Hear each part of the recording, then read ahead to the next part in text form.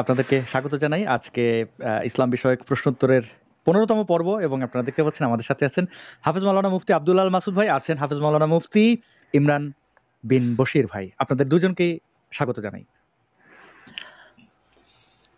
শুভেচ্ছা এবং ধন্যবাদ আপনাকেও। আমি দর্শক বন্ধুদেরকে ধন্যবাদ জানাই যে আপনারা আমাদেরকে দেখছেন। মাসুদ ভাই, আপনি অনেকটা নিচে চলে গেছেন। আচ্ছা, ঠিক আছে, ফ্রেমটা একটু যদি ঠিক করে নেন। আর দর্শক বন্ধুরা, আপনারা যারা দেখছেন শুরুতেই শেয়ার করে দিতে পারেন, কারণ এই লাইভ সেশনে আপনারাও যুক্ত হয়ে কথা বলতে পারেন এবং আপনাদের প্রশ্নটি আমাদের মুফতি আব্দুল আল মাসুদ ভাইকে এতদিন যথারীতি যেভাবে করে এসেছেন সেভাবে মাসুদ ভাইয়ের কাছ থেকে ফতোয়া নিতে পারেন ইসলাম বিষয়ক বিভিন্ন বিষয়ের বিভিন্ন প্রশ্ন, এবং সেই সাথে ইমরান বিন বশির ভাই আছেন। ইমরান বিন বশির ভাই আমাদেরকে ইসলাম বিষয়ক বিভিন্ন প্রশ্নের তিনি উত্তর দেবেন। আমরা এই লাইভগুলোতে আপনারা জানেন, দর্শক বন্ধুরা জানেন যে আমরা শুরু করি দর্শকদের লিখিত প্রশ্ন অর্থাৎ কমেন্টের প্রশ্ন থেকে, আবার অনেক সময় আমিও নিজে কিছু প্রশ্ন করি। আজকে ইমরান বিন বশির ভাই এবং মুফতি মাসুদ ভাই, আপনাদের দুজনের কাছে আমার প্রশ্ন জিজ্ঞাসার বিষয়টা হচ্ছে, নাস্তিকদের কতল করা নিয়ে বাংলাদেশে বেশ আলোচনা চলছে। কতিপয় মোল্লা মুন্সি তারা এইটা মানে মোল্লা মুন্সি বলতে যে ধর্মজীবী আর কি যারা, হ্যাঁ, তারা খুবই এটা আনন্দঘন পরিবেশে আর কি তারা এই মারামারি কাটাকাটি এগুলোকে তারা প্রচার করছে। আমরা চলুন আমাদের মুফতি ইমরান বিন বশির ভাই এবং হাফেজ এনামুল হকের সম্পাদনায় অভিনীত একটি শর্ট ফিল্মের প্রথম কিছু অংশ দেখি, কারণ এটাও কতল নিয়ে। আশা করছি এটি খুব মজার হবে আর কি। আমি এটার ভলিউম কোথায়? আচ্ছা, আমি সাউন্ড ঠিক করে নেওয়ার চেষ্টা করি। ওকে, আপনারা দেখছেন মুফতি ইমরান বিন বশির ভাইকে তার অভিনীত। আসলে আমি একজন নাস্তিক, আল্লাহ খোদা কিচ্ছু মানি না। কি বললেন হুজুর? আপনি নাস্তিক? হায় খোদা, আমাদের মসজিদের ইমাম সাহেব নাস্তিক। আমি সবাইকে বলে দেবো। তো চিল্লানি আমরা কেউ শুনবো না। তোর মতো ইমামের বেঁচে থাকার কোনো অধিকার নেই। আমরা তোকে কতল করবো, কারণ তুই মুরতাদ, আর মুরতাদের একমাত্র শাস্তি হচ্ছে মৃত্যুদণ্ড। জামাতের সময় হয়ে গেল, অথচ একজন মুসল্লিও নেই। কি যে করি? এখানে নামাজ পড়বো গতকালের মতো? না, আরেকটু অপেক্ষা করি। রাস্তায় কি কেউ আছে? দেখি পাওয়া যায় কিনা।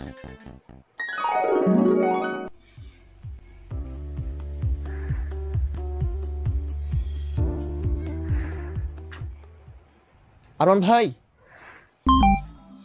জামাতের সময় হয়ে গেছে ভাই, চলো নামাজটা পড়ে নিই। হুজুর একটু পরে আসছি।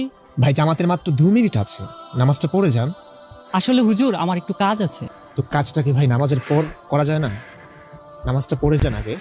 আসলে হুজুর আমার পোশাক তো ভালো না। সমস্যা নাই, আমার কাছে নতুন ভালো পোশাক আছে, আমি সেটা দিচ্ছি, আপনি সেটা পরে নামাজটা পড়ে যান ভাই, প্লিজ। আসলে হুজুর এখন আমার যেতে হবে, কাল সারা রাত্র ঘুমাতে পারিনি।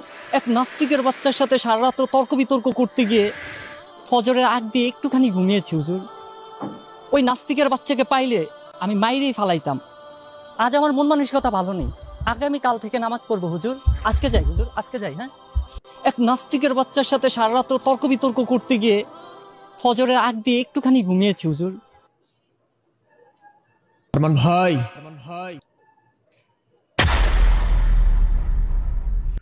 নামাজ পড়তে হবে না, আপনি এদিকে আসুন, একটু কথা শুনুন প্লিজ।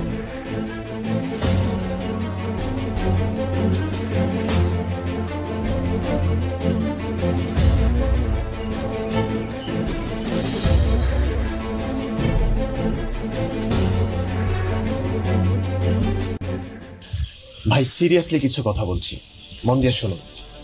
আমি অনেক ভাবলাম, এই নামাজ পড়ে কিচ্ছু হয় না, নামাজ পড়ার কোনো দরকার নেই আজ থেকে। এই যে মসজিদটা দেখছেন, এটি এখানে থাকবারও কোনো প্রয়োজন নেই।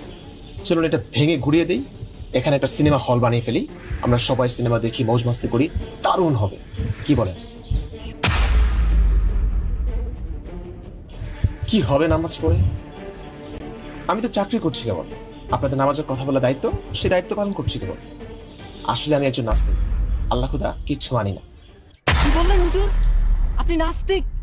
হায় খোদা, আমাদের মসজিদের ইমাম সাহেব নাস্তিক। আমি সবাইকে বলে দেব। হ্যালো রুবেত, কই তুই? এক্ষুনি আয় আমাদের মসজিদের সামনে। শুনছস কিছু?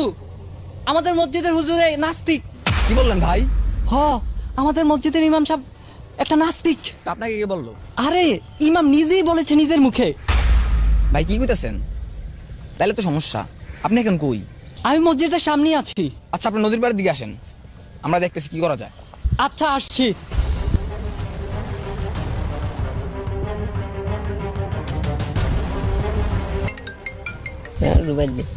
রুবাদ ভাই ওই সাইকেল, আমি ইমাম সাহেব তো নাস্তিক, তুই শুনছস? কি করে না? ভাইজান কি বললেন আপনি? আরে হুজুর, আমাদের ইমাম তো নাস্তিক হয়ে গেছে। নাউজুবিল্লাহ মাআযাল্লাহ। কি কোন রে? হ্যালো হ্যালো রুবাদ ভাই, হ্যালো হ্যালো রুবাদ ভাই, হ্যালো। আচ্ছা সাইকেল, তুই তাড়াতাড়ি নদীর পাড়ায়, বুঝা বলতাছি। আচ্ছা ভাই, আসতেছে আসতেছে আসতেছে।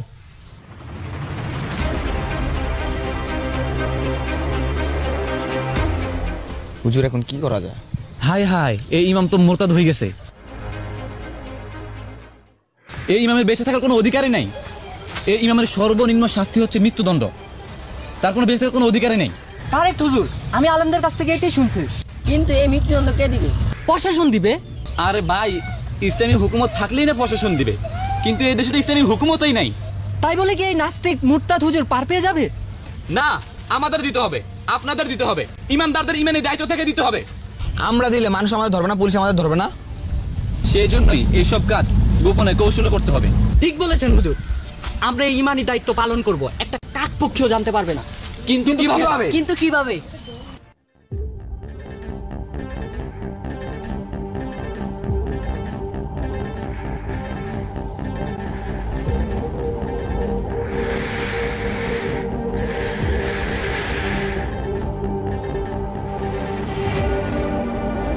প্রিয় দর্শক, এর পরের অংশটুকু আপনারা ইমরান বিন বশির ভাইয়ের যে ইউটিউব চ্যানেল এবং ফেসবুক পেজ আছে সেখান থেকে আপনারা জেনে নেবেন। আমরা এখানে দেখলাম শাতিমে রাসূলকে, হ্যাঁ, তো এখন এই জিনিসটা কি শুধু নাটক সিনেমায় সীমাবদ্ধ, বা ইমরান ভাই বলতে হয় আপনারা ভালো অভিনয় করেছেন, ধন্যবাদ এটার জন্য।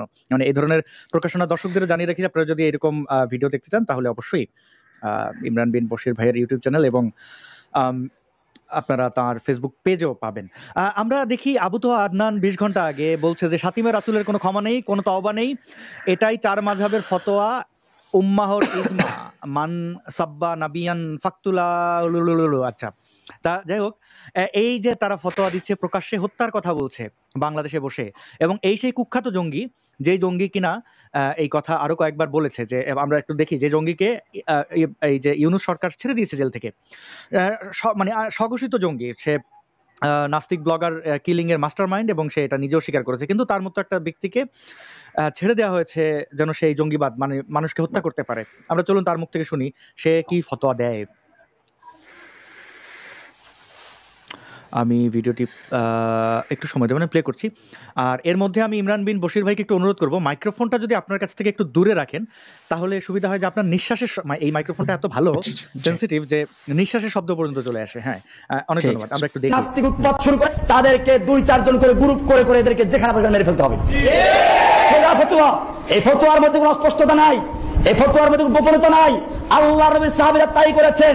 যখনই যে কোনো জায়গায় কোন নাস্তিক গজাবে, মুরতাদ গজাবে, নবীকে গালিগালাজ করবে, কোরআনের আয়াত নিয়ে বিচ্ছিন্ন কোন তাবিল করবে, কবিতা রচনা করবে, গান বানাবে, ব্যঙ্গ করবে, নবীকে নিয়ে, আল্লাহকে নিয়ে, আল্লাহর আয়াতকে নিয়ে, ওদেরকে যেখানে যে অবস্থায় পাওয়া যাবে, আমার মুসলিম জাতি এজন্য কোনো মুক্তির ফতোয়ার প্রয়োজন নাই, এজন্য কোনো দলের প্রয়োজন নাই। 2-3 জন করে করে বিচ্ছিন্ন ভাবে যেখানে সেখান থেকে একসঙ্গে চলে যাও, যেন কুফফাররা কোনো দল খুঁজে না পায়, যেন কুফফাররা কোনো লিঙ্ক খুঁজে না পায়।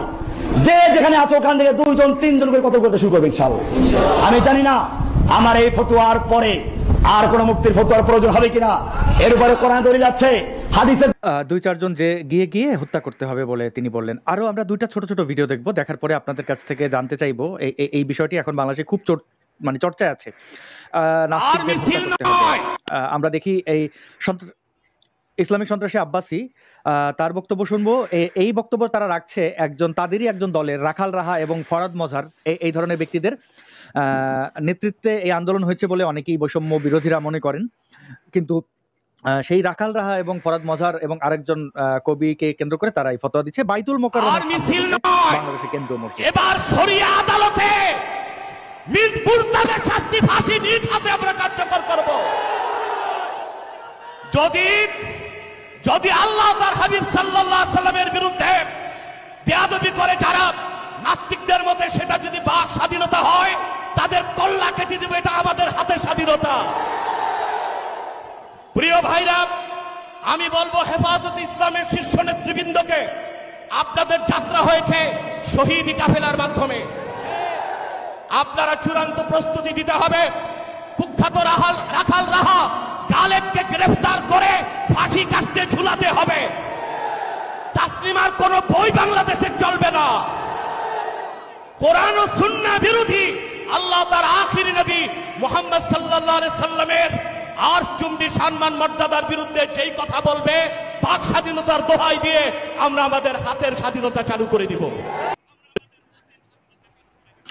নাস্তিকদের এই মোল্লা কতল করতে চায়, হত্যা করতে চায়, তার আপনারা অনেকেই জানেন দর্শক বন্ধুরা যে সে ব্রিটেনে গেছিল ওয়াজ মাহফিল করতে, সেখান থেকে তাকে ডিপোর্ট করে বাংলাদেশে পাঠানো হয়েছে এবং তাকে যারা ইনভাইট করে নিয়ে গেছিল তারা নজরদারিতে আছে, সরকারি নজরদারিতে। এরকম একজন জঙ্গি যে মানুষকে হত্যার কথা বলে, তো এবং সে রাখাল রাহা, ফরাদ মাজার, আমরা দেখবো এখন আর একজন নব্য মানে উদীয়মান বক্তা, বাংলাদেশের জন্য সে অনেকটাই পরিচিত, সেই আবু তোহা আদনান। তো আগে তিনি ক্রিকেটার ছিলেন, জেনারেল এডুকেশন থেকে তিনি এসেছেন, কিন্তু এখন তিনি ওয়াজ মাহফিল করে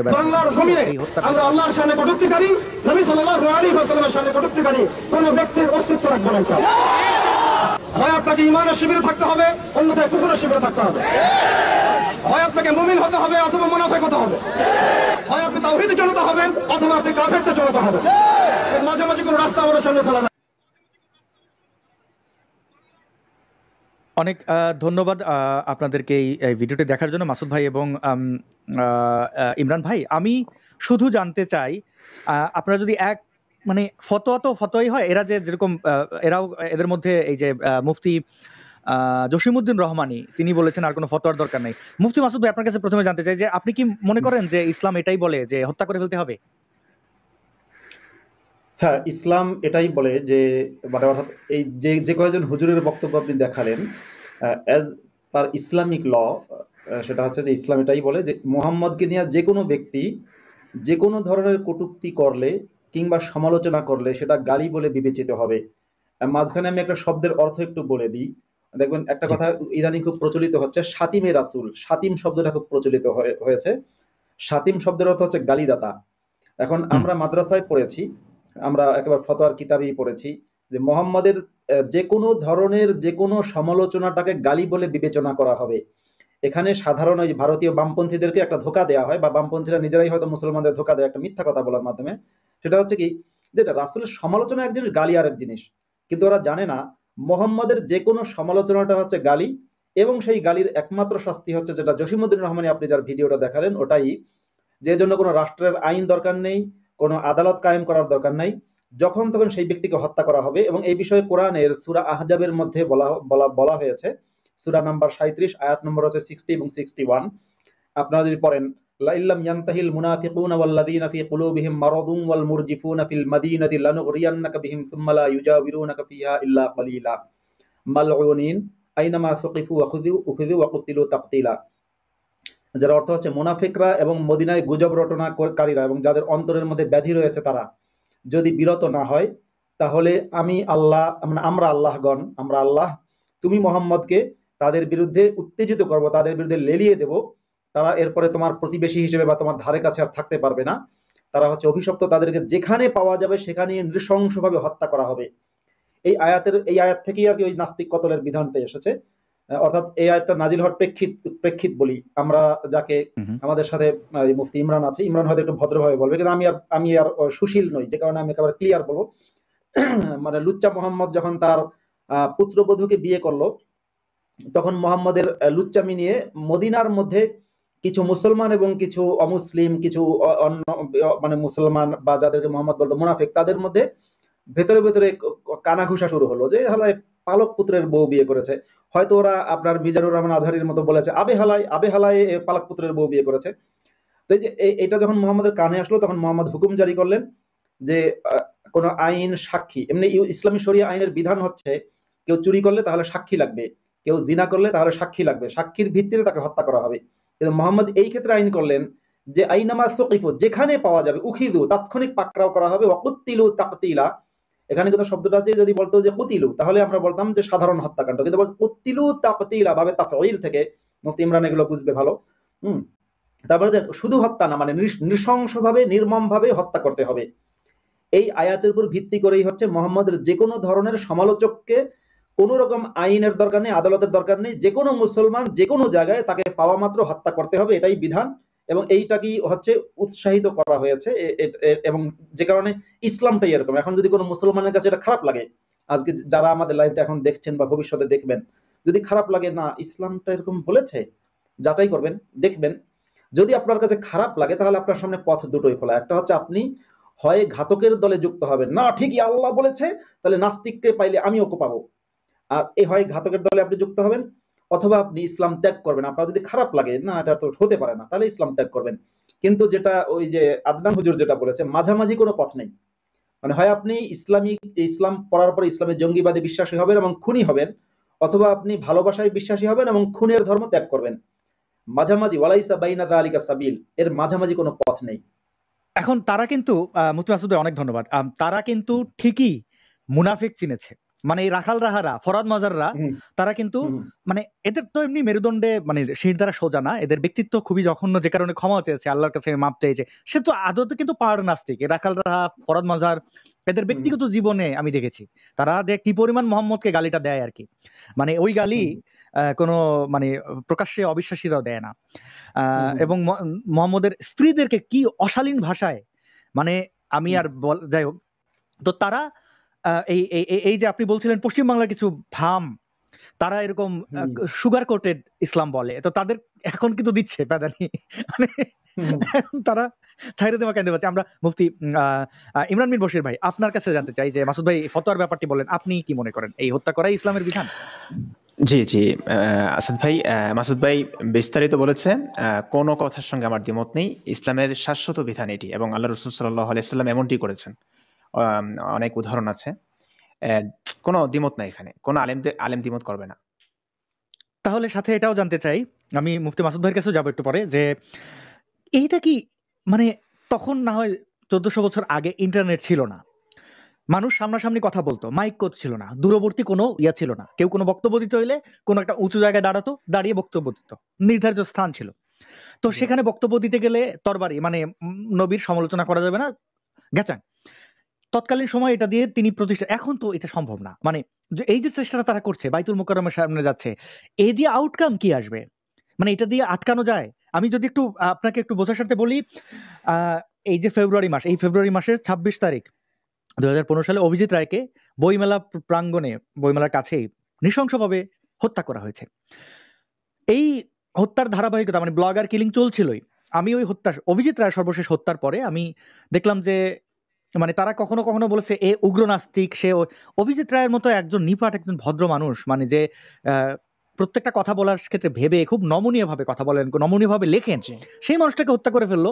সুতরাং আমাকে কথা বলতে হবে, আমি কথা বলা শুরু করলাম। আজকে অনেকেই ইসলামপন্থীরা আমাকে থ্রেট মনে করে তাদের ইসলামের জন্য, এবং আমাকে এই মুখ বন্ধ করার জন্য জেল, জুলুম, দেশ ত্যাগ, পাসপোর্ট কেড়ে নেওয়া, এমন কিছু নেই করেনি। হয়তো সামনে মেরেও ফেলবে, তা তো আমাকে মেরে ফেললে আরো আরো আরো আরো মানুষ এগিয়ে আসবেন। এটা তো সম্ভব নয়। তারা তো তাদের চোখের সামনে ফেলিওর তারা দেখতে পাচ্ছে, তারপরে কেন চিৎকার করছে?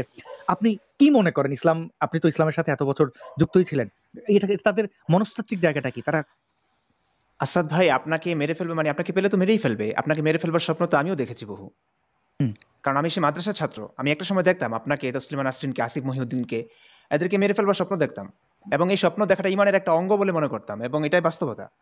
প্রত্যেকটা কমি মাদ্রাসা ছাত্রের কাছে যান আপনি, ওদের ইমানের তেজ, ইমান কতটা মজবুত, এটার প্রমাণই বহন করবে যে নাস্তিকদের প্রতি তার ঘৃণা কতটুকু, তাকে কিভাবে মারতে চাইবে, মানে এগুলো নিয়ে তারা স্বপ্ন দেখছে।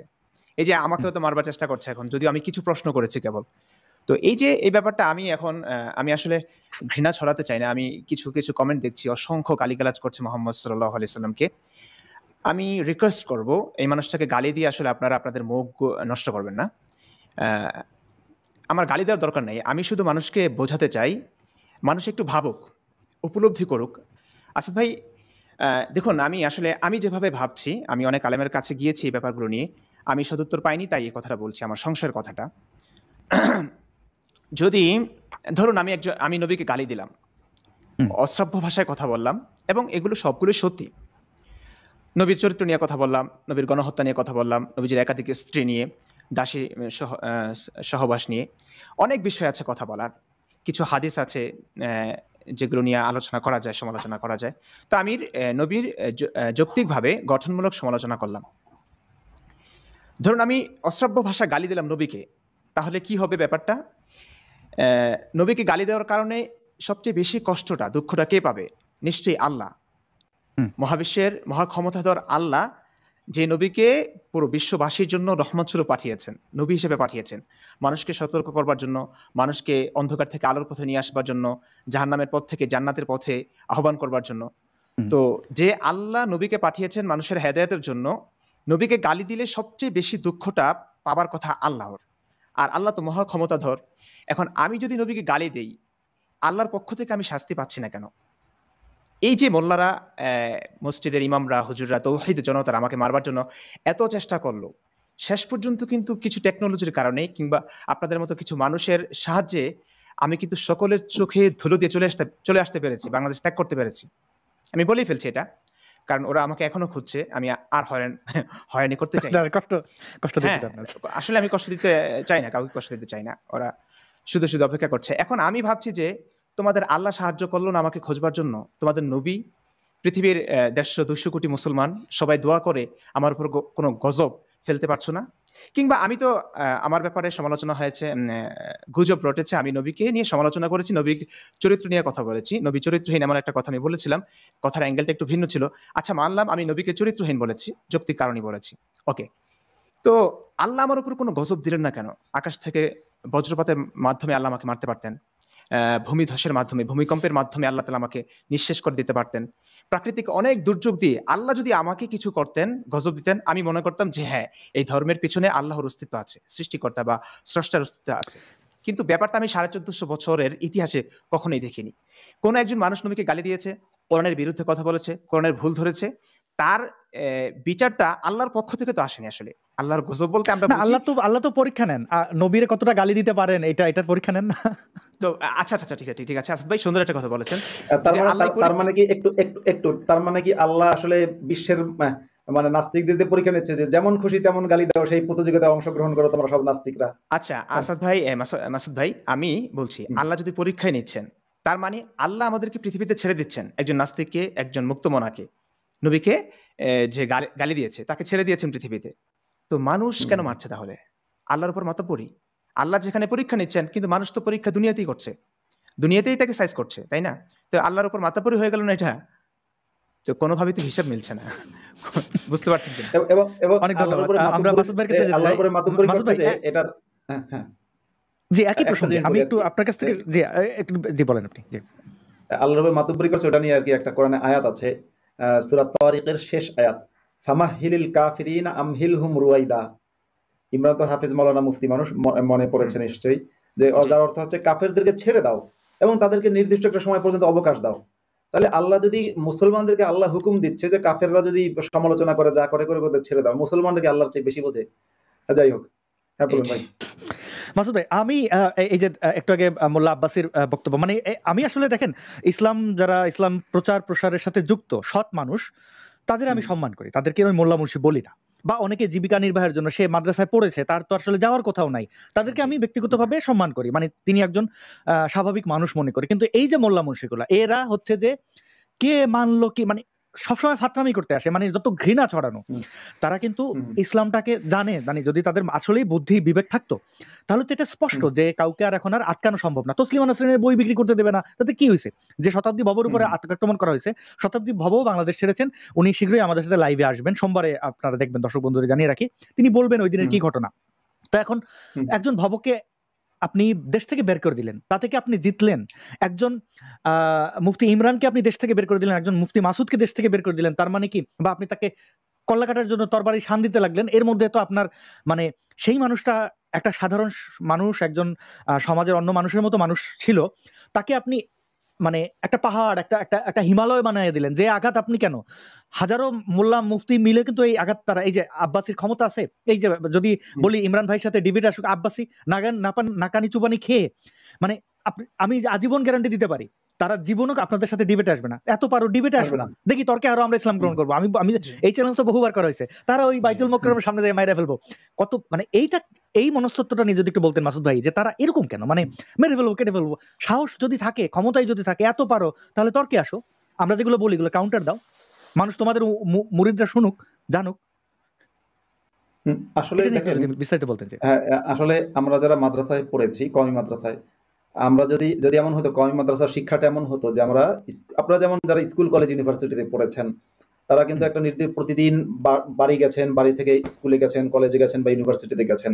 এমনকি যারা ইউনিভার্সিটিতে আবাসিক থাকে আমি বলতে বোঝাচ্ছি যে কেউ হয়তো ঢাকা ভার্সিটিতে পড়ে, সে যদি বাসায় না থাকে, ওই ভার্সিটির হলের মধ্যে থাকে, তার মানে তার কিন্তু একটা ভিন্ন পরিবেশ আছে। সে ক্লাসে যাচ্ছে, ক্লাস থেকে আবার সে ফিরে এসে তার ক্যাম্পাস থেকে ফিরে এসে হয়তো ইউনিভার্সিটির যে প্রেমিসেস আছে তার মধ্যেই সে একটা বিল্ডিং এ থাকছে এবং সে সমাজের মূলধারার সাথে মিশছে, মানে সে দোকানে যাচ্ছে, বাইরে যাচ্ছে।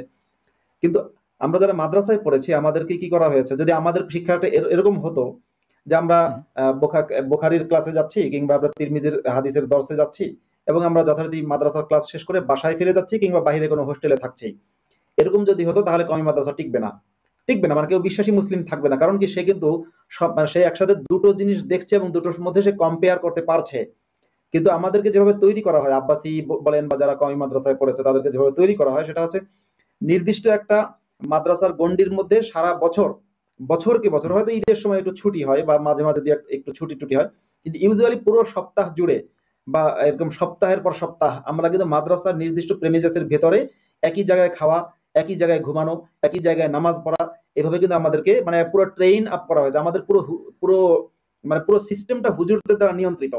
কিভাবে ঢিলাকুলুক ব্যবহার করব, কিভাবে আপনার পকেট থেকে কিছু বের করব, কিভাবে পকেটে কিছু ঢুকাবো, কিভাবে পায়ে জুতা পরবো, কিভাবে ঘর থেকে বেরোবো, কিভাবে টুপি মাথায় দেবো, কিভাবে খাবো, খাওয়ার আগে কি দোয়া পড়বো, খাওয়ার সময় কয় আঙ্গুল দিয়ে খাবো, হ্যাঁ, খাওয়ার পরে কিভাবে হাত ধোবো, এই পুরোটা ইসলামিক সিস্টেমে আমাদের কিন্তু আর্মি হিসেবে, মানে আর্মি বানানো হয়েছে, আর্মি অফ ইসলাম।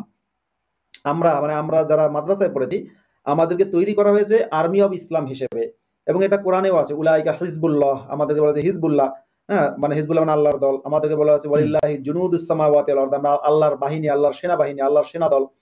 এই যে আল্লাহর সেনাদল হিসেবে, আল্লাহর মানে পক্ষের যোদ্ধা হিসেবে আমাদেরকে মাদ্রাসায় কিন্তু এভাবে ট্রেন আপ করা হয়েছে। এবং এই ট্রেনিংটা কি, আমি আমার আগের লাইভে বলেছি, ইমরানের কাছ থেকে আমরা শুনবো যে আমাকে আমার 15 বছর বয়সে গরু জবাই করার ট্রেনিং দেওয়া হয়েছে মাদ্রাসায়। আমার হাতে তলোয়ার ধরিয়ে দেওয়া হয়েছে, যাও গরু জবাই করো এবং চামড়া কালেকশন করো। আমি গরু জবাই করেছি, চামড়া কালেকশন করেছি 15 বছর 16 বছর এরকম, মানে অর্থাৎ আমি দীর্ঘ অনেকদিন পর্যন্ত কিন্তু এই কোরবানির ঈদের দিন গরু জবাই করেছি।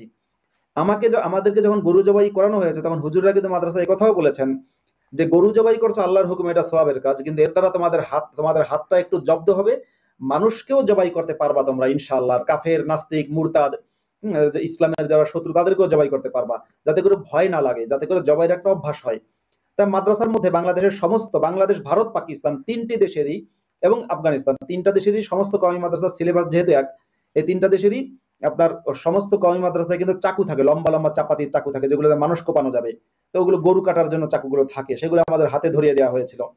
তো এই যে আপনার সারাদিন আপনার সারাদিন শেখানো হচ্ছে কাফেরকে হত্যা করতে হবে, কাফেররা ষড়যন্ত্র করে, নাস্তিকদের হত্যা করতে হবে, ওরা ষড়যন্ত্র করে, এরকম সবাই ষড়যন্ত্র করে, সবাইকে হত্যা করতে হবে, এই শিক্ষাটা দেয়া হয়েছে। এটা কিন্তু মুহাম্মদের শিক্ষা। যে কারণে দেখেন, আপনি তো বলছেন যে আজকের কথা, রাখাল রাহা এবং ফরহাদ মজহার ওদের দলের লোক, মানে ওই মুসলমানদের দলের লোক ছিল এবং নাস্তিকদের সারা জীবন সমালোচনা করেছে তারা প্রকাশ্যে। এখন আজকে মুসলমানরা তাদের হত্যা করতে চায়। মুসলমানরা কি আপনার তাদের ধর্মীয় নেতাদের হত্যা করে না? ওসমানকে হত্যা করলো কারা? আলীকে হত্যা করলো কারা? তারপরে মোহাম্মদের নাতিপুতিকে হত্যা করলো কারা? মোহাম্মদের 14 গোষ্ঠীকে মানে হত্যা করলো কারা? তারা তো মুসলমান। তো এই মুসলমানরাও কিন্তু মুসলমানদের হত্যা করে, কারণ মুসলিমদের সমস্যাটা যেটা, আমরা যেটা মাদ্রাসায় পড়েছি, ন্যূনতম ভিন্ন মত বরদাস্ত করা হয় না। আমরা যারা কওমি মাদ্রাসায় পড়েছি তাদেরকে এতটা ঘৃণা শেখানো হয়েছে যে সেই ঘৃণা থেকে বাংলাদেশের অন্যতম চরমপন্থী ইসলামিক দল জামায়াত ইসলামীও মুক্ত না। জামাতকে পর্যন্ত আমরা বাতিল দল হিসেবে, বাতিল ফিরকা হিসেবে আমাদেরকে শেখানো হয়েছে। জামাতের লোকদের সাথে সম্পর্ক রাখতে নিষেধ করা হয়েছে। আজকের দিন পর্যন্ত কোনো আমি বলছি কওমি মাদ্রাসার কোন ছাত্র যদি ছাত্র শিবিরে যোগ দেয় তাকে তাৎক্ষণিক মাদ্রাসা থেকে বহিষ্কার করা হয়, হয় বহিষ্কার করা হয়, নয়তো শাস্তি দেওয়া হয়, নয়তো তাকে তওবা করিয়ে মুসলমান বানানো হয়। এই যে অসহিষ্ণুতার শিক্ষা, এটা কিন্তু ইসলামের শিক্ষা। সমস্যাটা এখানে, ইসলামটাই প্রবলেম। অনেক ধন্যবাদ মুফতি মাসুদ ভাই। আমরা একটা ভিডিও দেখব, আপনি যে কথাগুলো বলেছেন সেই কথা সপক্ষে দুটো ভিডিও আমরা দেখব, ছোট ছোট। এর মধ্যে আমি দর্শক বন্ধুদের বলে রাখি, আপনারা অনেকেই আমাকে প্রশ্ন করেছেন মুফতি ইমরান ভাইয়ের ফেসবুক, ইমরান ভাইদের আমি লিখেছি কেন, কারণ এনামুল ভাই এবং মুফতি ইমরান ভাই, হাফিজ এনামুল ভাই, ওনাদের প্রচেষ্টা, এই যে এত ভিডিও আমি বলেছিলাম আগের লাইভে যে ওনারা হাজারো ভিডিও, 1000-এর মতো ভিডিও রেকর্ড করেছেন। সেখানে অভিনয় আছে, সামাজিক অনেক বার্তা আছে, কিছু আলেম ওলামাদের ইন্টারভিউ আছে, অনেক কিছু আপনারা দেখতে পাবেন। এই পেজের লিঙ্ক দেওয়া আছে, ইউটিউব চ্যানেলের লিঙ্ক দেওয়া আছে, আপনারা এখানে পিন কমেন্টে দেওয়া আছে, আপনারা এটি সাবস্ক্রাইব করে আসতে পারেন এই সময়ের মধ্যে। এর মধ্যে আমি একটি ভিডিও দেখাচ্ছি, এটা আপনাদের ইমানি দায়িত্ব সাবস্ক্রাইব করাটা, কারণ ইমরান ভাই মানে মুফতি মাসুদ ভাইয়ের সাথে, যেমন আপনারা মুফতি মাসুদ ভাইয়ের চ্যানেল থেকেও এই লাইভটি দেখছেন, আমি মুফতি মাসুদ ভাইয়ের চ্যানেলের লিঙ্ক এই ডেসক্রিপশনে, এই ইমরান ভাইদের এবং ডেসক্রিপশন এটাও থাকবে, মুফতি মাসুদ ভাইয়ের চ্যানেলের লিঙ্ক থাকবে, অলরেডি কমেন্টও আছে। দেখেন মুফতি মাসুদ ভাইয়ের, মুফতি মাসুদ ইমরানদের ইউটিউব চ্যানেল, মুফতি মাসুদের ইউটিউব চ্যানেল, মানে মাসুদ ভাই, আমি নিশ্চয়ই লেখার ক্ষেত্রে মাসুদের লিখেছি আর কি, লিঙ্ক আছে, আপনারা সাবস্ক্রাইব করবেন। এবং ইশতেহারের যে জেহাদ ভিত্তিক অর্থাৎ খেলাফত, সেই ভিডিওর লিঙ্কও আছে, আপনারা এগুলো ফলো সাবস্ক্রাইব করে রাখতে পারেন। আমরা একটা ভিডিও দেখি, মাদ্রাসায় আসলে কিভাবে পড়াশোনা করানো হয়, মানে এটাতে পড়াশোনা বললে চৌমোহনী পূর্ব বাজার হলিকেয়ার হাসপাতালের পশ্চিম পাশে মার্কাজুল উলুম মাদ্রাসার দৃশ্য এটি। একজন ছাত্রের পায়ের মধ্যে শিকল লাগাইছে হুজুররা, জানি না তার অপরাধ কি, কিন্তু খুবই অমানবিক কাজ এটা। একজন ছাত্রকে তো শিকল পরায় পড়াশোনা করানো যাবে না, বাধ্য করা যাবে না। প্রশাসন এবং চৌমোহনীর আশেপাশের যারা সাধারণ জনগণ আছেন তাদের দৃষ্টি আকর্ষণ করব, আপনারা দ্রুত এসে ছাত্রটিকে উদ্ধার করুন এবং কেন পায়ে ছাত্রটির শিকল পরানো হলো এটার যথাযুক্ত ব্যাখ্যা আপনারা হুজুরদের থেকে আদায় করুন, এবং পরবর্তীতে যেন এইরকম অমানবিক কাজ মাদ্রাসায় না হয় প্রশাসনের দৃষ্টি আকর্ষণ করব এবং উক্ত এলাকাবাসীর দৃষ্টি আকর্ষণ করতেছি আমি। আপনারা দ্রুত একটু ছাত্রটিকে উদ্ধারের ব্যবস্থা করুন, কেমন? সবাইকে ধন্যবাদ। খুবই খারাপ লাগলো আসলে। লোকেশন হচ্ছে হলিকেয়ার হাসপাতালের একটু পশ্চিমে মার্কাজুল উলুম হেফজখানা, ছাদের উপর এই ছাত্রটির বর্তমান অবস্থান। দ্রুত সবাই উদ্ধার করার জন্য অনুরোধ করা গেল। ধন্যবাদ সবাইকে।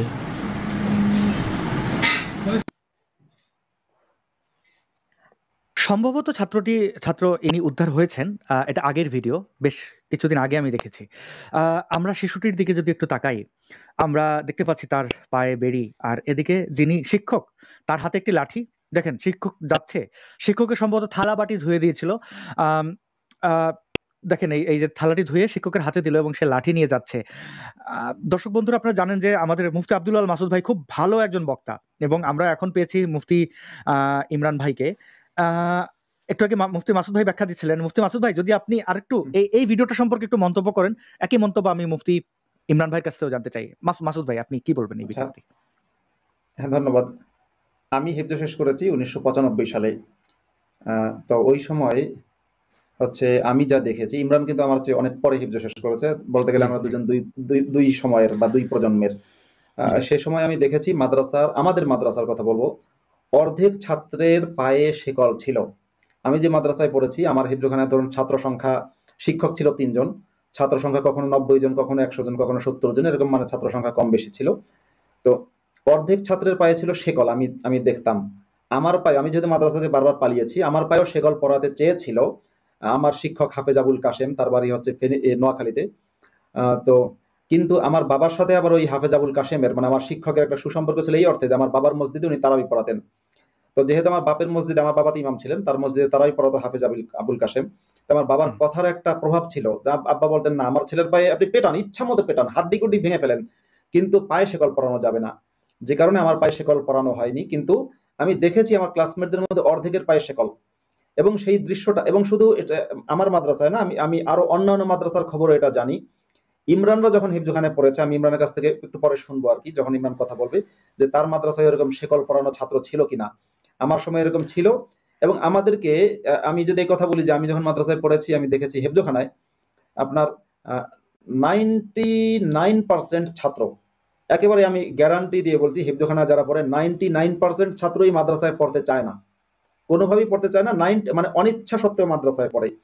আর যদি কিতাবখানার কথা বলি সেখানে হয়তো পার্সেন্টেজ একটু কম, কিন্তু সেটাও আমার ধারণা যে 90% হয়তো 99 হবে না, 90% কিংবা 85% ছাত্ররাই কিতাবখানায়ও পড়তে চায় না। কিন্তু যারা মাদ্রাসায় পড়ে তাদের সবাইকেই তাদের ইচ্ছার বিরুদ্ধে জোর করে পড়ানো হয়। আর বাকি যে কয়েকজন আর কি স্বেচ্ছায় পড়ে বলে আমি দাবি করছি, সে কয়েকজন স্বেচ্ছায় পড়ে না, তাদের হচ্ছে ব্রেন ওয়াশ দেওয়া হয়, ভালো মতো ওয়াশিংটা হয় যে তুমি পড়ো আল্লাহ খুশি হবে। কিন্তু যদি ব্রেন ওয়াশটা বন্ধ হয় এবং যদি চাপ প্রয়োগ করা না হয়, তাহলে আমার মনে হয় একজন, মানে কওমি মাদ্রাসাগুলোতে একজন ছাত্র পাওয়া যাবে না যে মাদ্রাসায় পড়তে রাজি। সত্যি বলতে কি, আপনার হিংসার যে শিক্ষা, মানুষ কিন্তু এই প্রাকৃতিকভাবেই কিন্তু মানুষ ঘৃণা করে না, মানুষ কিন্তু প্রেম করে।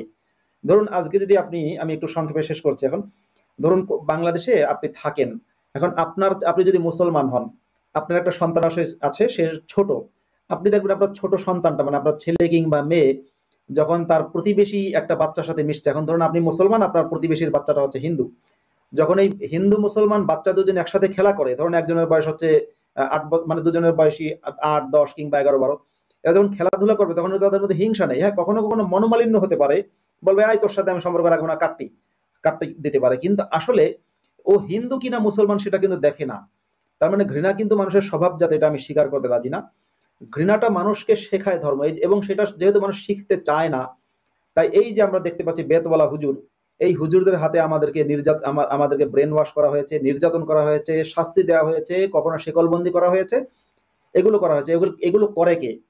সত্যি কথা, এগুলো করে হচ্ছে সমাজের আপনার মডারেট মুসলিমরা এবং তাদের সহযোগীরা, যাদের নিজেদের সন্তানরা আপনার দেখা যায় মাদ্রাসায় পড়ে না, তারা বানায় মাদ্রাসা। আপনি দেখবেন মসজিদ মাদ্রাসার কমিটির যারা সভাপতি, সেক্রেটারি, বা মসজিদ মাদ্রাসা যারা প্রতিষ্ঠা করে, যারা তৈরি করে, যারা মোতাল্লি হয়, এই সমস্ত লোকেদের সন্তানরা কিন্তু বেশিরভাগ ক্ষেত্রে বলছি বাংলাদেশে, তাদের সন্তানরা কেউই কিন্তু মাদ্রাসায় পড়ে না।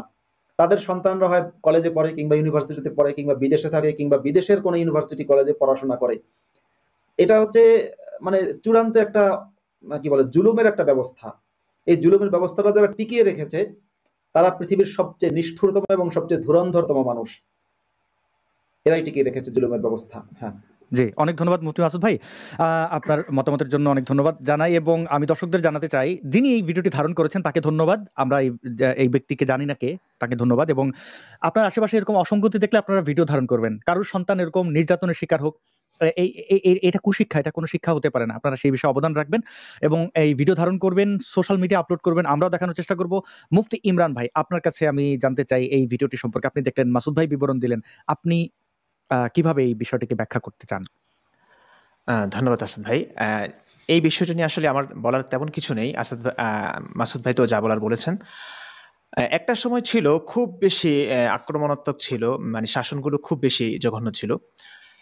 এখন অনেকটা হালকা হয়েছে, কিছু কিছু জায়গায় হয়তো আছে, তবে সব জায়গায় না। আমি যতদূর জানি, মাসুদ ভাই তো আমাদের অনেক আগের হাফেজ।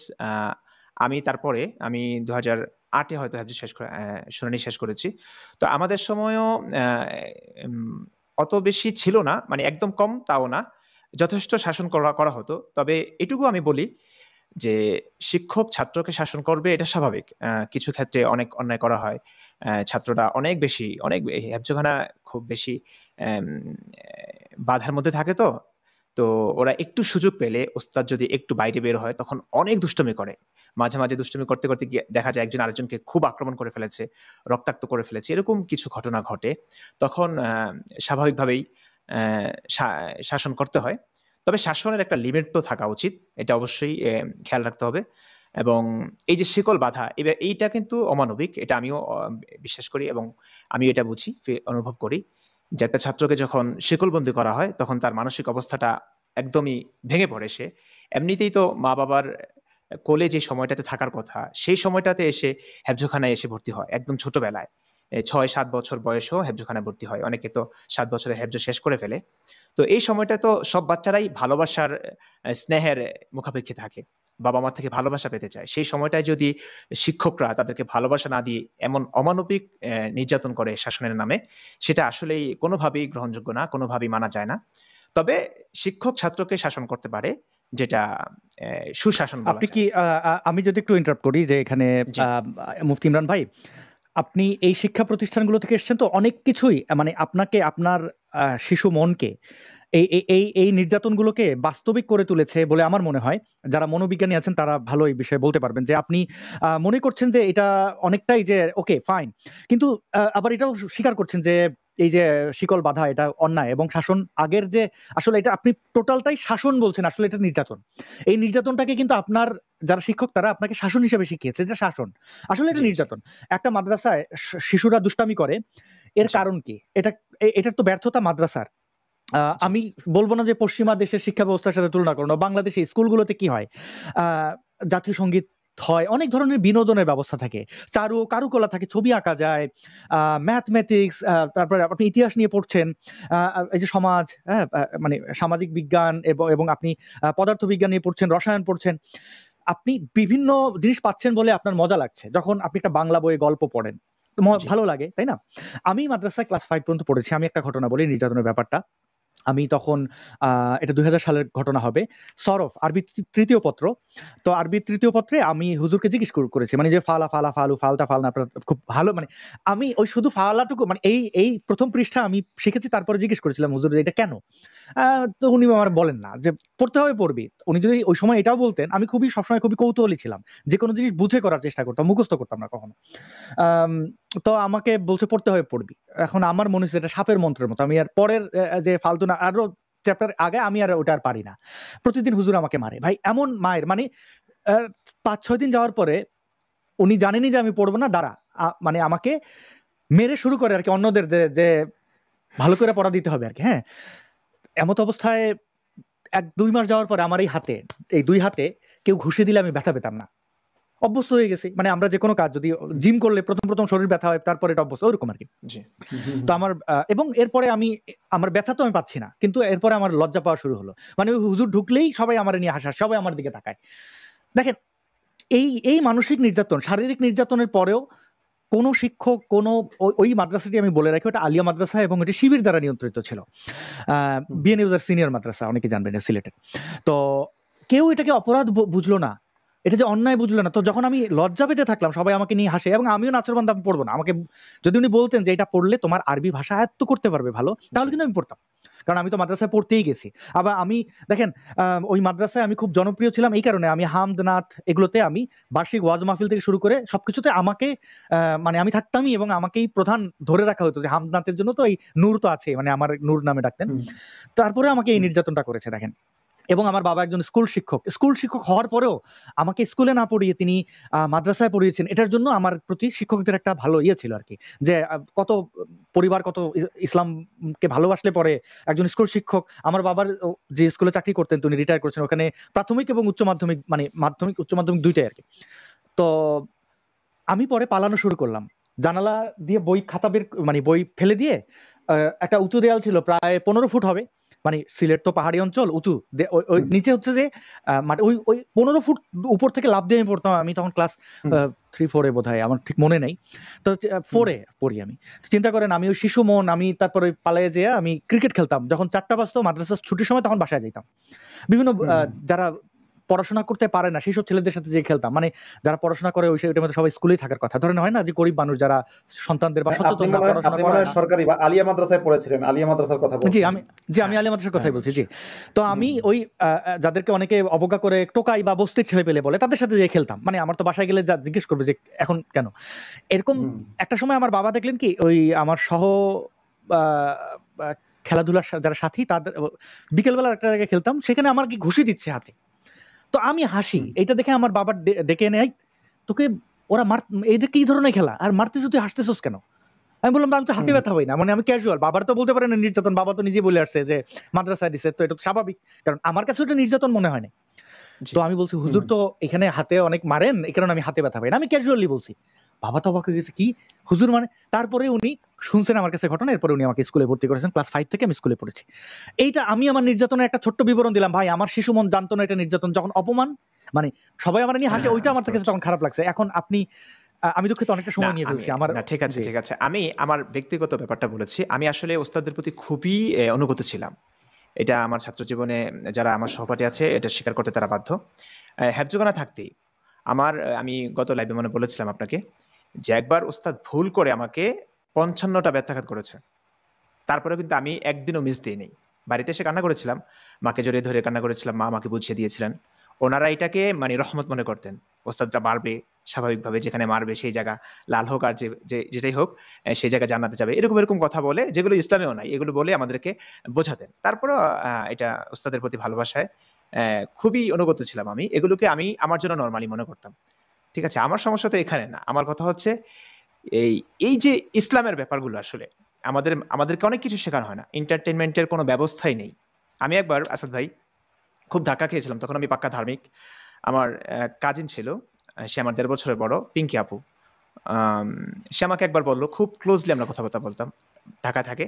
সে আমাকে এক কথার মধ্যে বলে যে, কথা প্রসঙ্গে এসেছিল কথাটা, যে বাসে চলাফেরা করবার সময় যে ন্যাক্কারজনক যে স্পর্শগুলো, এগুলো বেশিরভাগ হচ্ছে আমাদের হুজুরদের থেকে পায়, ব্যাড টাচ।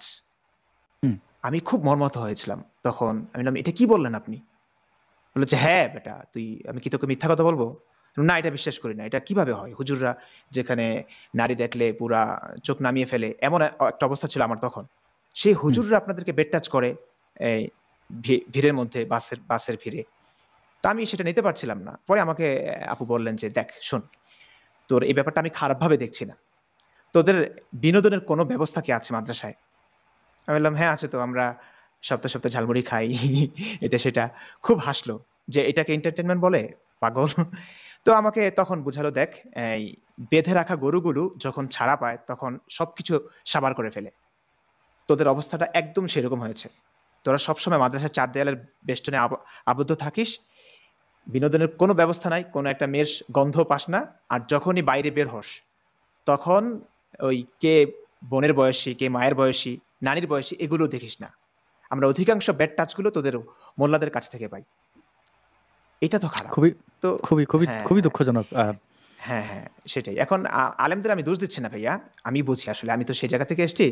মাদ্রাসার ছাত্ররা অসহায়, ওরা নিজেরাও বুঝে না ওরা কিসের মধ্যে আটকে আছে। একটা বিশ্বাসের জের ধরে ওরা ওদের জীবনটাকে জাহান্নাম করে ফেলছে। মরার পর দেখুন ব্যাপারটা এতটাই, কি বলবো, আমার কাছে এতটা অসহায় লাগে ভাই। ধরুন যে মানুষটা এখন আত্মঘাতী হামলা করছে, মনে করেন আমাকে মেরে ফেলে কেউ একজন ভাবছে আমাকে মারলে তো তারও অবশ্য জেল জরিমানা হতে পারে। সে আমাকে মেরে জান্নাতে যেতে চায়, আমাকে মেরে তার যদি দুনিয়াতে মৃত্যু হয়, ফাঁসির হুকুমও হয়, সে তার জন্য প্রস্তুত। কারণ সে দুনিয়াতে মরলেও অনন্ত পরকালে সে জান্নাতে থাকতে পারবে। বাস একটা নাস্তিককে জাহান্নামে পাঠিয়ে সে একদম চিরস্থায়ী জান্নাতি। এখন আপনি বলুন যে এটা কেমন বড় একটা ধোঁকা। যদি এমন হলো যে এই মানুষটা আবেগের বশে ইসলামটাকে সত্য বিশ্বাস করে, জান্নাত জাহান্নাম আছে এটা বিশ্বাস করে, সে আমার মতো একটা নাস্তিককে কিংবা সংশয়বাদীকে সে মেরে তারপরে তার ফাঁসির হুকুম হয়, সে হাসতে হাসতে, কিছু মানুষ আছে জঙ্গিরা, ফাঁসির হুকুম হয়েছে তারপরে তার মুখে হাসি, মানে বিশ্বাসের কারণে এটা, এবং এটাকে তারা বাহবা দিচ্ছে যে এই যে সামনেই মৃত্যু তারপরে তার মুখে হাসি, এটা হচ্ছে ঈমান। আমি বলবো এটা বোকামি। যে একটা মানুষ মৃত্যুকে ভয় পাচ্ছে না, কিসের কারণে? সে ভাবছে যে মৃত্যুর পরে তার জান্নাত আছে, সেখানে 72 হুর আছে, সেখানে নাজ নেয়ামতে ভরপুর তার জীবন। তো এটার জন্য সে আমাকে মেরে ফেললো, সেও মরে গেল। মৃত্যুর পরে দেখা গেল জান্নাত জাহান্নাম কিছুই নেই, জীবন এখানেই শেষ। তখন কত বড় একটা ধোঁকা। একটা মাত্র জীবন সে একটু এনজয় করতে পারতো, তার মা ছিল, তার বাবা ছিল, পরিবারের প্রতি দায়িত্ববোধ ছিল, তার ভালোবাসার মানুষ ছিল, সকলকে একা ছেড়ে সে একটা বিশ্বাসের কারণে সে আমাকে মেরে সেও চলে গেল, তার জীবনটা শেষ করে দিল এখানে। তো এই যে অসহায় একটা মানুষ, তার সমস্যা তো বিশ্বাস, অন্ধবিশ্বাসটা। তো আমার মনে করুন উস্তাদ মারলো, না হয় খেলাম 10-12টা কিংবা শিকলে বেঁধে ফেললো, আমার তাতে কিছু যায় আসে না। আমার কথা হচ্ছে এই যে মাদ্রাসার ছাত্ররা আবদ্ধ একটা পরিবেশে থেকে তাদের মন মানসিকতার সংকীর্ণতা, এগুলো দূর হোক, তারা মুক্তি পাক। আমি চাই তাদের মুক্তিটা। আমরা দেখেন, আমারও চাওয়া, আমি মাদ্রাসার কাছে খুবই কৃতজ্ঞ, ইসলামপন্থীদের কাছে কৃতজ্ঞ যে তারা মাদ্রাসা আমাকে আসলে সাহসী বানিয়েছে। মানে সাহসী বলতে আমি যা আর কি যেটুকু পারছি, কারণ মাদ্রাসা এটা ট্রেনিং দেওয়া হয়, আপনাকে তো মিলিট্যান্ট তৈরি করা হয়। হ্যাঁ, তো এখন যদিও এই তারা মনে করে আমি তাদের শত্রু, আসলে এই যে স্পৃহা, এই যে সাহস পাই, কারণ আমি শুধু নিজে মাদ্রাসায় নির্যাতিত হয়েছি তা নয়, আমার সহপাঠীদেরও নির্যাতিত হতে দেখেছি বিভিন্ন কারণে, বা আমার সহপাঠীরা যারা এখন তাদের পেশা দেখি, আমার কষ্ট হয়, তারা তো আমার বন্ধু ছিল, তারা অনেক জীবনে উন্নতি করতে পারতো। আমি এমন কিছু মেধাবী ছেলেদেরকে চিনি এবং খুবই ভালো মানুষ, তারা কিন্তু মানে একটা ফ্লেক্সিলোডের যে দোকান দিয়ে জীবন চালাবে এটা তাদের পক্ষে সম্ভব না। আমার খুব করুণা হয়। এই জন্য তো আমি তো আমার জন্য লড়ি না, এই মাদ্রাসার শিক্ষার্থীদের মুক্তি চাই। এই মাদ্রাসার শিক্ষার্থীদের অপমান করে আমি তো জিততে চাই না বা করতে চাই না। মুফতি মাসুদ ভাই যখন একটা জ্বলন্ত উদাহরণ দেই, মুফতি মাসুদ ভাই যখন ক্যামেরাটা অফ হয় দেখবেন তার একটা ছবি আছে এখানে, এটাকে এই স্ট্রিমের ভাষায় অ্যাভাটার বলে। তো সেখানে দেখেন একটা মুফতি মাসুদ ভাই, এই দেখেন, আপনি দেখেন বর্তমান মুফতি মাসুদকে, অতীতের মুফতি মাসুদ ভাইকে, মানে তার কি সুন্দর একটা চেহারাকে ইসলাম এমন একটা ভাব দিল যে গোফ কাইটে রাখতে হবে, দাড়ি লম্বা 1 মুঠ রাখতে হবে মাথায়, মানে কি একটা অদ্ভুত লাগতেছে। মানে আমি কারোর চেহারা নিয়ে তো আমার কোনো আপত্তি থাকতেই পারে, নিশ্চয়ই মুফতি মাসুদ ভাই তখনও সুন্দর ছিলেন, কিন্তু ইসলাম একটা অবয়ব দিয়েছে, এই যে একটা বিকৃত অবয়ব, মানে এটা কেন? আপনি এখন ধরেন যারা শীতের দেশে থাকে, আপনি টাকনের উপরে কাপড় পরতে হবে, এটা তো সম্ভব না। আচ্ছা, সেই লোকগুলো দেখেন একটা হাস্যকর জোকারের মতো টাকনের উপরে প্যান্ট পরে, প্যান্টটা কেটে তারপরে আবার সে মোজা পরে। তো মোজাই যদি পরলি তাহলে প্যান্ট কাটলি কেন? মানে মোজা কি কাপড় না? মানে এই যে ভাবে না, একটু মানে ভাবে না, ব্রেন খাটায় না একটু। এই যে আমরা তাদের মুক্তির জন্য কথা বলছি, তাদেরকে বাঁচানোর জন্য কথা বলছি, এই ব্যাপারটা, এই ফিলিংসটা তাদের নাই। তারা আমাদের গালি দিচ্ছে, আমি তারপর গালি দিতে চাই না। আমি ভাবি যে যখন বুঝবে, যে আমি দাড়িটাই রেখেছি, অনেকে একজন দেখলাম যে কমেন্ট করলো যে ভাই দাড়িটা রেখেছেন কেন, কেটে ফেলেন, জঙ্গি লাগছে। আমি মাইন্ড করিনি আসলে, আমি ইচ্ছে করলে এখনই কাটতে পারি, কারণ এই দাড়িটা আমার কাছে কোরআনে দাড়ি কথা নাই, আমি এটাকে গুরুত্বপূর্ণ তেমন কিছু মনে করি না। আবু জাহেলেরও দাড়ি ছিল, আমি দাড়ি কাটা অনেক মানুষ দেখেছি, তারা মনে করুন আমাদের 1000টা মুসলিমের চেয়ে ভালো, ঠিক আছে? তো দাড়ি আসলে কিছুই না, এক মানুষের। অনেক ইহুদিরও তো দাড়ি রাখেন, মানে যারা ইহুদি ধর্মযাজক আর কি। দাড়ি অনেক সময় একটা সৌন্দর্যের প্রতীক, অনেক সময় বীরত্বপূর্ণ দেখানোর জন্য, যেমন পুষ্পা মুভিতে পুষ্পার দাড়ি আছে, কেজিএফ। আমার তো ভাই দাড়ি আছে, আমার ভালো লাগে। হ্যাঁ, আপনার দুজনের দাড়ি আছে, দাড়ি ভালো লাগে, কিন্তু এই বড় দাড়িটা না। এখন আবু জাহেলের দাড়ি ছিল, কেন ছিল? তারা আসলে কাটার সুযোগই পায়নি, কিংবা এতটা ছিল না আসলে। তো দাড়িটা আমি যে কারণে রেখেছি, আমার এই পোশাকটা, আমি মাদ্রাসার ছাত্রদেরকে বোঝাতে চাই আমি তাদের জন্য লড়ছি, তাদের ভালোর জন্য, তাদের মুক্তির জন্য। আমি তাদেরই একজন। আমি ইচ্ছে করলে এখন কেটে ফেলে একদম আব্দুল্লাহ মাসুদের মতো হতে পারি।